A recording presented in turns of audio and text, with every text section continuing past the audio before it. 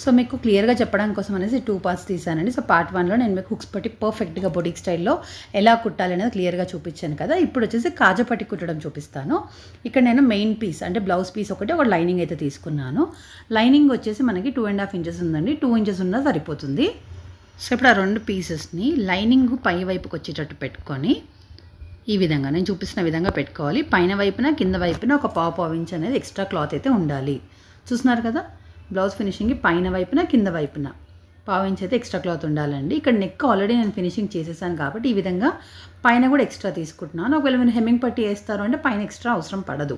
నేను తర్వాత మళ్ళీ అది కట్ చేసి హెమ్మింగ్ పట్టి వేస్తారు కాబట్టి ఇప్పుడు ఈ విధంగా ఒక స్టిచ్ అయితే ఇక్కడ మీరు గమనిస్తే 2 సీదాలు లోపల వైపుకు ఉన్నాయి, ఉల్టా వచ్చేసి పై వైపుకు ఉంది. ఇప్పుడు ఈ విధంగా సెట్ చేసుకున్న తర్వాత కాజా పట్టిని బయట వైపుకు తిప్పుకొని నేను చూపిస్తున్న విధంగా ఫోల్డ్ చేసి ఒక కుట్టు వేసుకోవాలి. అంటే పైన వైపున కింద వైపున ఒక చిన్న ఫోల్డింగ్ లాగా నీట్ ఫినిషింగ్ రావడానికండి. ప్రాక్టీస్ అయినాక మీకు ఇలా ప్రతిదానికి కుట్టు వేయాల్సిన అవసరం పడదు. ఈజీగా ఆటోమేటిక్గా ఫోల్డ్ చేసి కుట్టగలుగుతారు. స్టార్టింగ్ ఒక 2-3 సార్లు వేస్తే చాలండి. తర్వాత మీ చెయ్యి ఆటోమేటిక్గా తిరిగిపోతూనే ఉంటుందన్నమాట.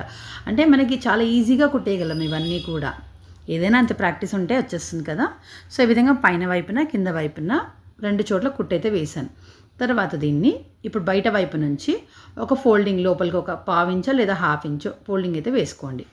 అంటే మీ దగ్గర ఉన్న క్లాత్ సైజుని బట్టి నేను 2.5 ఇంచులు తీసుకున్నాను, ఎక్కువైంది కాబట్టి ఒక హాఫ్ ఇంచ్ అయితే లోపలికి వేస్తున్నాను. లేదు మీ దగ్గర తక్కువ ఉందనుకోండి, తక్కువ ఫోల్డింగ్ చేయండి. అయితే కాజా పట్టి అనేది ఎప్పుడైనా వెడల్పుగానే ఉండాలి.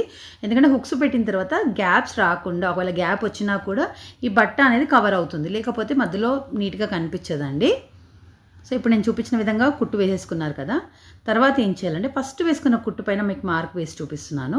ఈ లాస్ట్ క్లాత్ దానిపైన వచ్చేటట్టుగా ఫోల్డ్ చేసుకోవాలి. చూసారు కదా, ఇక్కడ ఎటువంటి ఫ్రిల్స్ అవసరం లేదండి. హుక్స్ పట్టికి అయితే ఫ్రిల్ వేస్తాము, కాజా పట్టికి వెయ్యము.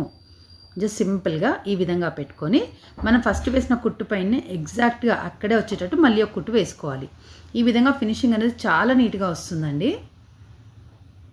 అండ్ పైన కింద కంపల్సరీ రఫ్ కుట్టు అయితే వేసుకోవాలి.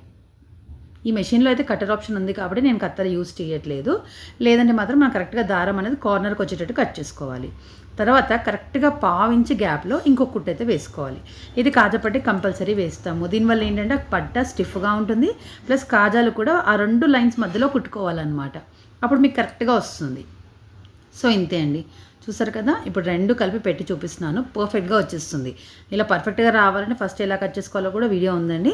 మీకు ఇంట్రెస్ట్ ఉంటే ఫుల్ వీడియో కూడా ఉంది చూడండి. మొత్తం చాలా టిప్స్ ఉన్నాయి ఫ్రంట్ పార్ట్ కటింగ్లో, స్టిచ్చింగ్లో. సో డెఫినెట్గా వీడియోని అయితే మిస్ అవ్వకండి. నచ్చితే ప్లీజ్ వీడియోకి ఒక చిన్న లైక్ అయితే ఇవ్వండి. బాగా నచ్చితే ఒక చిన్న కామెంట్ కూడా చేయండి.